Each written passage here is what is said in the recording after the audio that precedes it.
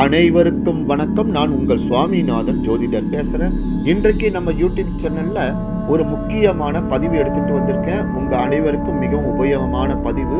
அதனால ஸ்கிப் பண்ணாம கேட்டு பயன்பெற்றுக் கொள்ளுங்கள். அதற்கு முன்னாடி நம்ம யூடியூப் சேனல்ல யாரெல்லாம் சப்ஸ்கிரைப் பண்ணலையோ சப்ஸ்கிரைப் பண்ணுங்க, ஷேர் பண்ணுங்க, லைக் பண்ணுங்க. இப்ப பதிவுக்குள்ள போயிடலாம்.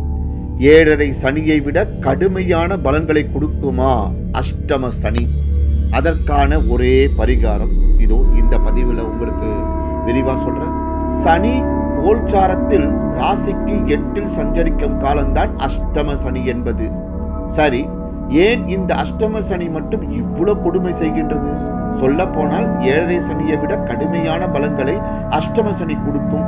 இன்னும் சொல்ல வேண்டுமென்றால் 7.5 வருடம் சனி கொடுக்கும் தொல்லையை 2.5 வருடத்தில் மொத்தமாக இந்த அஷ்டம சனி கொடுக்கும். அது ஏன்? ஜோதிட விதிப்படி சனி இருக்கும் இடத்தை வளப்படுத்துவார், பார்க்கும் இடத்தை கெடுப்பார்.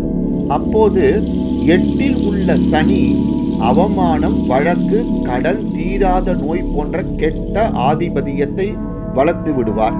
அடுத்து அவர் பார்க்கும் இடங்களாக தொழில் ஸ்தானமான 10ஆம் இடம், எனவே தொழில் கெடும்.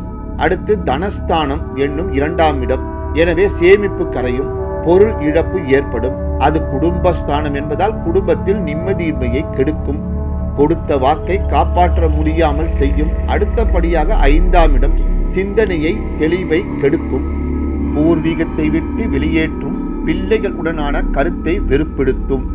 இப்படியாக மனித வாழ்விற்கு தேவையான அனைத்தையும் ஒரே இடத்தில் நின்று கெடுப்பதால் தான் அஷ்டம சனி என்பது இவ்வளவு கடுமையானதாக பார்க்கப்படுகின்றது. இது அனைவரையும் பாதிக்குமா என்றால் ராசி பேதம் இல்லாமல் அனைவருக்கும் ஒரே மாதிரியான பலன்களையே கொடுக்கின்றது. ஒருவேளை தசா புத்திகள் சாதகமாக இருந்தால் அஷ்டம சனியின் தாக்கம் குறையும் தான், ஆனால் முற்றிலும் இல்லாமல் போகாது. இதற்கு பரிகாரமாக சனிக்கிழமை தோறும் ஆஞ்சநேயர் வழிபாடே மிகவும் சிறந்தது.